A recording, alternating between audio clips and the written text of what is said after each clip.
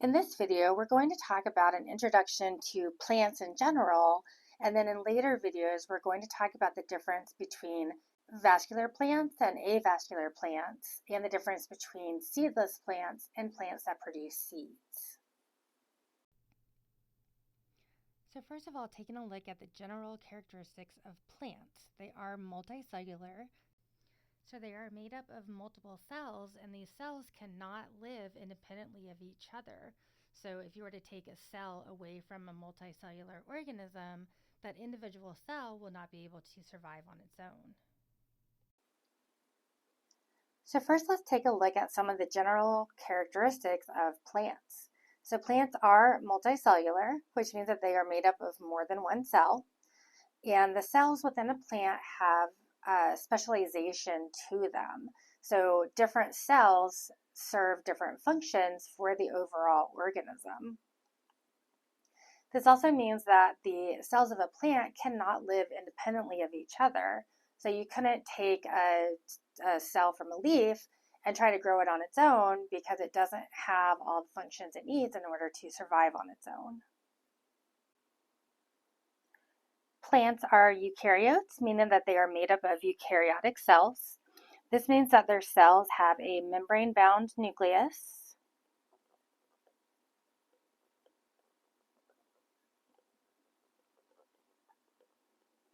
and membrane-bound organelles, which include things like mitochondria, Golgi apparatus,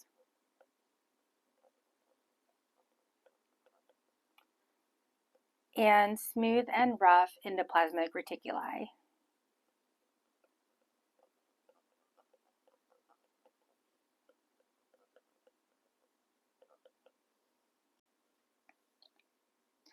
Eukaryotic cells also have multiple linear or bar-shaped chromosomes.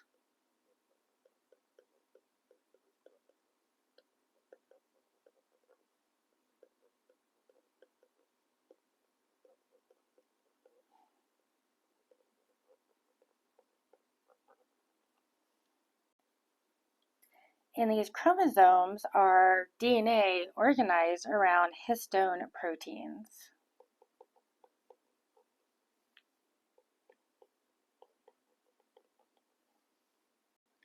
Plants are also photosynthetic, meaning they can do photosynthesis. This means that they are also photoautotrophic or photoautotrophs. And if we break down this word, photo means light, auto means self, and trophic means to eat or feed. So we can say light self feeder. And what this means is that plants can make their own food, and they do this through photosynthesis. So let's do a quick review of the chemical reactions of photosynthesis. So if we look at the overall reaction of photosynthesis, there has to be an input of carbon dioxide,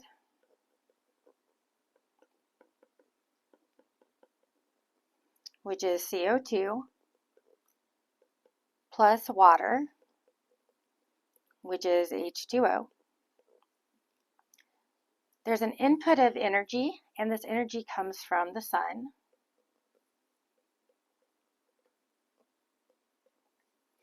And then the outputs are oxygen,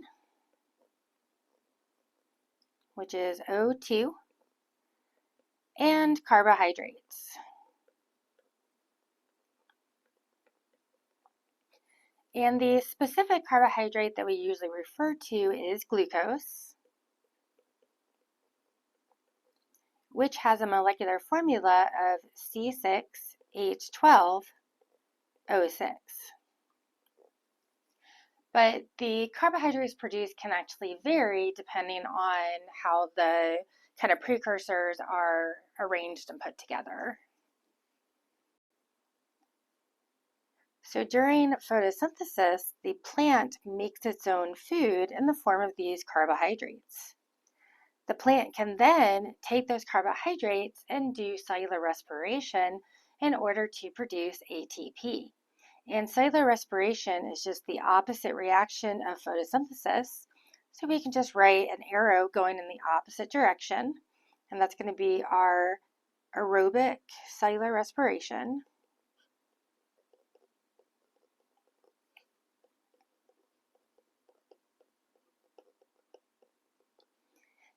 And the main output is actually going to be this energy molecule known as ATP. And as a reminder, photosynthesis occurs in membrane-bound organelles known as chloroplasts that contain pigments such as chlorophyll.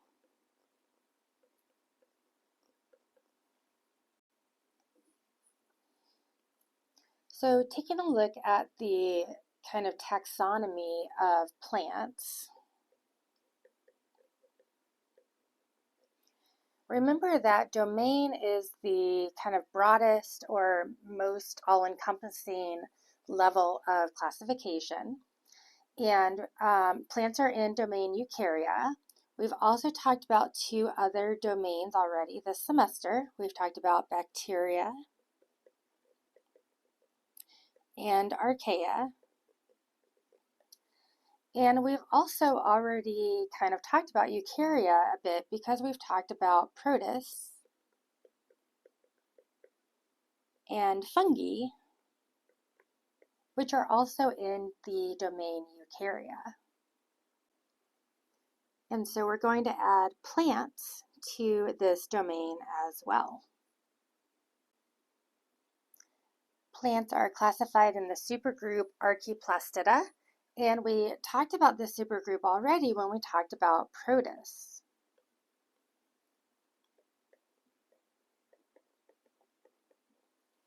Because remember, different protists were classified in different supergroups, and some protists are actually classified in the same supergroup as plants. So we can see here that our Archaeplastida group includes our land plants, but also our green algae and our red algae, which are the protists that we talked about. As we keep getting more and more specific, plants are in the kingdom known as Plantae. There are other kingdoms in Eukarya that we've talked about. So we've got Plantae, Protista, Fungi, and then we'll talk about kingdom Animalia later on in the semester. The next levels of classification after kingdom are going to be phyla or phylum, and then class. And we'll talk about some more specific phyla and classes when we talk about the different types of plants. So we can further divide plants into non-vascular versus vascular, and then within the vascular plants, there are seedless and seed-producing plants. And I should point out that non-vascular plants are also seedless. So all non-vascular plants are seedless, whereas vascular plants can either be seedless or produce seeds. Taking a look at non-vascular versus vascular plants, it might seem obvious that the difference is that non-vascular plants do not have vascular tissue, whereas vascular plants do. And just remember that a tissue is just a group of cells working together to perform a function.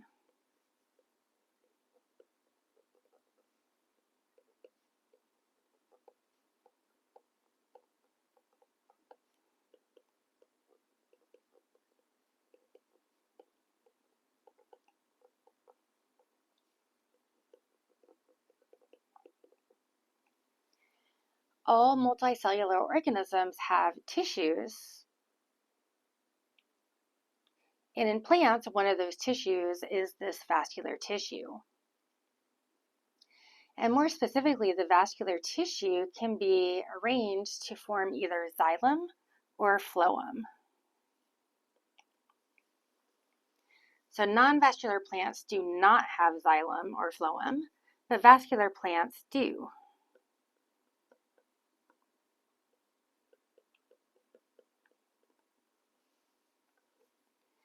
And you can see on this picture here Xylem are primarily involved in transporting water and minerals from the roots up through the other parts of the plant.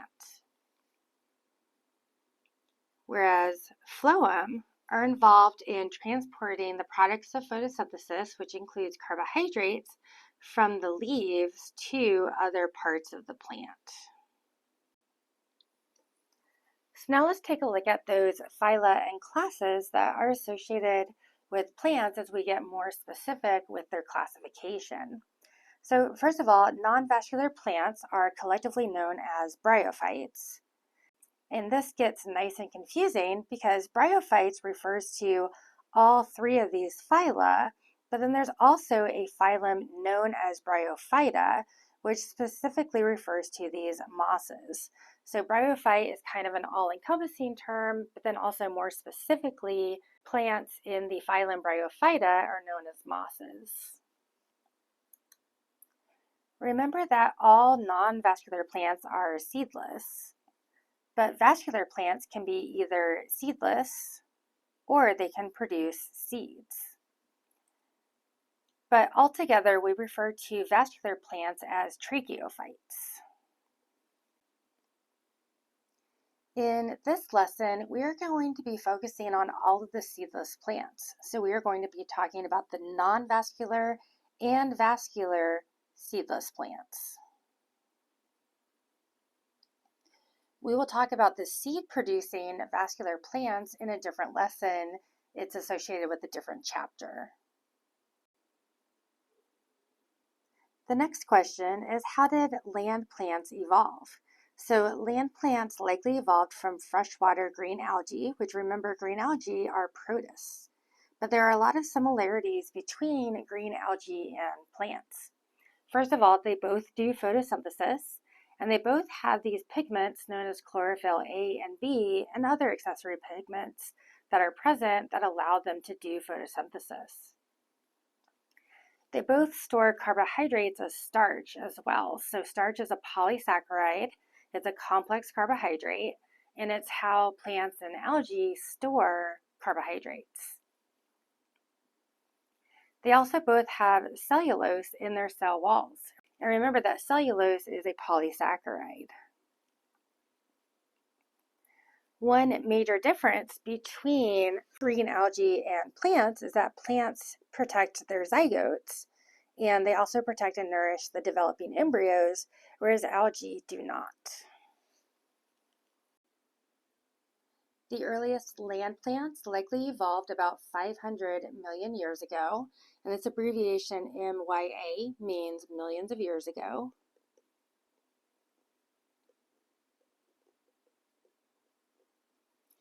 And the earliest land plants were avascular plants. Vascular plants likely evolved about 75 million years later, which would be about 425 million years ago from today. Now, the evolution of land plants really helped to change the atmosphere of the planet. So prior to the evolution of land plants, there was a lot more carbon dioxide in the atmosphere and less oxygen. But due to photosynthesis, plants can take carbon dioxide and then they release oxygen. So having more oxygen in the atmosphere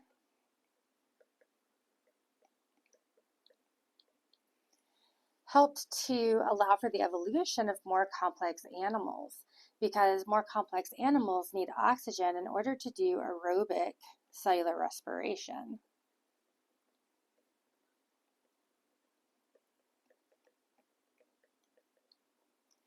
And aerobic cellular respiration is a relatively efficient way of making that energy molecule known as ATP.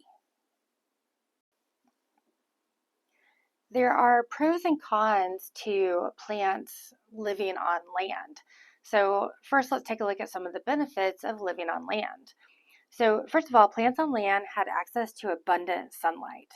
Partially, this is because there weren't any tall trees yet, because the plants were just making their evolutionary move to land. So there was really no competition for sunlight. Also, in the water actually filters out quite a bit of sunlight. So aquatic plants are kind of limited to, they have to live near the surface so that they can get access to sunlight. Carbon dioxide is also more readily available in air than it is in water. And remember that plants need carbon dioxide and sunlight to do photosynthesis. Also, when plants first made their move to land, there were no predators because herbivores had not evolved yet, because herbivores eat plants, but if there were no plants, then there were no herbivores. So, at least for a while, the plants had no competition and they were able to really evolve and kind of spread out around the earth relatively easy. So I mentioned the benefits of plants living on land, but there are benefits to living in the water as well. And we will later talk about some adaptations that land plants had to acquire in order to be able to survive on land. So taking a step back, looking at the benefits of living in water, remember that algae are kind of our plant relatives, and they are these protists, and they are aquatic, meaning that they have to live in a liquid environment. The water in this aquatic environment helps to do several things. So first of all, it protects from desiccation. So as long as algae are in the water, they don't have to worry about becoming dehydrated or drying out. Water also provides buoyancy and support. So algae, if you've ever pulled algae out of water, you know that it kind of turns into a limp, kind of slimy mess in your hand. And that's because they don't have a lot of structural support within them because they don't need it. The water gives them the support they need in order to kind of be a three-dimensional object. Water also helps to filter out UV radiation, so algae don't have to worry too much about the mutagenic effects of UV radiation from the sun. And basically UV radiation, as I mentioned, it's a mutagen, which means that it can mutate or cause the mutation of DNA. Algae also don't have to have a way to transport water and nutrients because they are surrounded by water. So they always have access to water and they can just absorb nutrients from the water that surrounds them. So land plants had to kind of develop some adaptations to help overcome the problems of life on land and out of the water. So one problem is desiccation, which remember that's dehydration. So plants on land did not have easy access to water like algae did. So the solution or the adaptation that helped to fix this problem is the development of a waxy cuticle that covers the tissues of the plant. And on this picture here, we can see that cuticle kind of on the inside and the outside of the leaf. And it forms this kind of waterproof or water-resistant barrier that helps to keep water inside the plant. Now, with the development of this waxy cuticle, a different problem arose, and that is that plants need to be able to do gas exchange because they need to be able to take in carbon dioxide so they can do photosynthesis. And then oxygen that is produced during photosynthesis has to be able to make its way out of the plant. And the waxy cuticle actually kind of produced a barrier that prevented this gas exchange. So another adaptation occurred in the form of these structures called stomata, and singular is known as a stoma. And these stomata are these openings that are typically in the bottom of a leaf, and you can kind of see it on this picture here where I drew all these arrows. And if we were to take a look at a leaf underneath a microscope, this is what we would see. So each one of these pores or openings, remember the opening is called the stoma, and they are surrounded by these two guard cells. And these guard cells are able to either kind of fill up and expand or relax. So when they fill up and expand, it actually closes that stoma. And then when they relax, it allows that stoma to open. So the reason why this is important is because when it's open, gas exchange can happen. So carbon dioxide can go into the leaf and oxygen can leave the leaf. However, these stoma also allow for the evaporation of water. So during times when it's really dry or in certain environments or certain times of the day, it might be beneficial for those stoma to be closed to prevent dehydration, and then they can open when needed just for gas exchange. Another problem associated with life on land is that all cells of the plant need access to water, and that's because water is used as a solvent. It's needed for chemical reactions, and it's needed to transport nutrients around the organism. So the solution or the adaptation that came about is the evolution of vascular tissue. Now remember, the vascular tissue is known as tracheids, and it includes the xylem and phloem.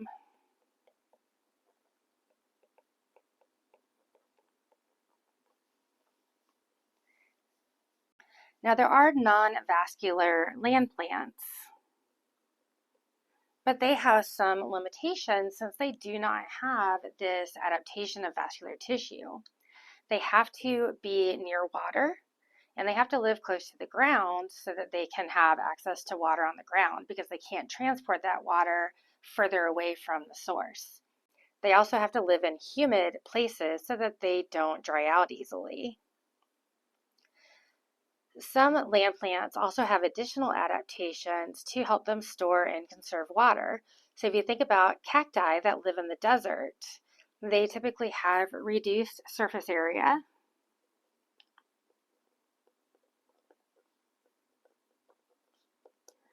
to reduce drying out or desiccation. So cacti actually have photosynthetic stems, and their leaves have been modified. They're very small. They're actually modified to form the thorns that are associated with cacti. And that modification helps to decrease surface area, to decrease water loss. It also gives them protection from predators. Some land plants can also store water. So when I lived out in Phoenix and there were saguaro cacti all around, I used to love seeing them after it rained because the kind of the body of the cactus would get kind of fat and lumpy, and it's because you could actually see it soaking up and storing that water. Cacti and succulents also have a kind of an extra thick cuticle to once again prevent the evaporation of water across the tissues.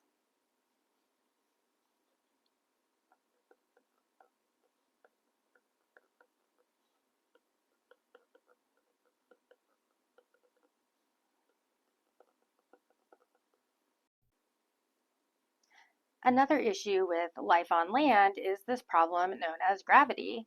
So plants on land, if they wanted to be able to kind of grow tall or away from the ground, they needed to figure out a way to counteract gravity. Whereas in water, they had buoyancy from the water, so they didn't have to worry about it as much. So the adaptation to this problem was the evolving of this kind of tough molecule known as lignin. And lignin is found in the vascular tissues of these vascular plants. So it's found in the xylem and phloem. And the toughness of this molecule helps to give that vascular tissue some structure and strength to it so that plants could grow up and away from the surface of the earth. Since all of the cells of land plants are not surrounded by water and nutrients, this created another problem because all cells need access to water and nutrients. So another kind of adaptation that occurred is the development of this structure known as the apical meristem. And this structure is full of stem cells. And so stem cells are cells that can go through rapid mitosis or cell division. And stem cells are undifferentiated cells, meaning that they can essentially start going down a pathway to turn into different types of cells. But initially, they have the ability to turn into any other cell within the organism. So these stem cells go through mitosis and growth, and then they start to differentiate into the cells that the plant needs. So in the roots of plants, the roots are able to essentially grow toward sources of water and nutrients. And you've probably seen plants that have these extensive root systems, and the roots will actually grow towards the areas of moisture. The apical meristem tissue in the shoots, or kind of in the above ground part of the plant, can also grow in order to help the plant get access to sunlight. So leaves can actually grow towards the source of sunlight so they have access to it for photosynthesis. We also mentioned the problem of UV radiation. So UV radiation comes from the sun, and it can potentially mutate or cause mutations in DNA.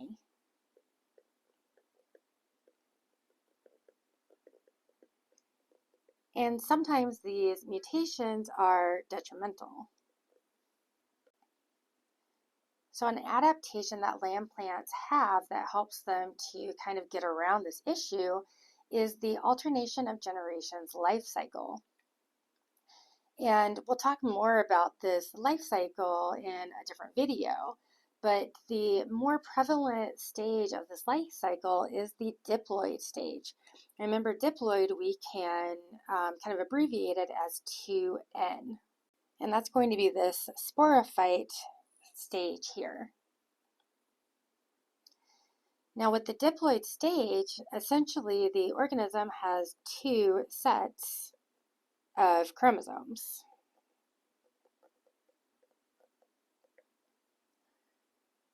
So there would be one set of chromosomes from kind of one, we'll say the mom plant, and one set of chromosomes from the dad plant. And these chromosomes are similar in that they carry similar genes, or they carry the same genes, but slightly different variations of those genes. And those gene variations are called alleles.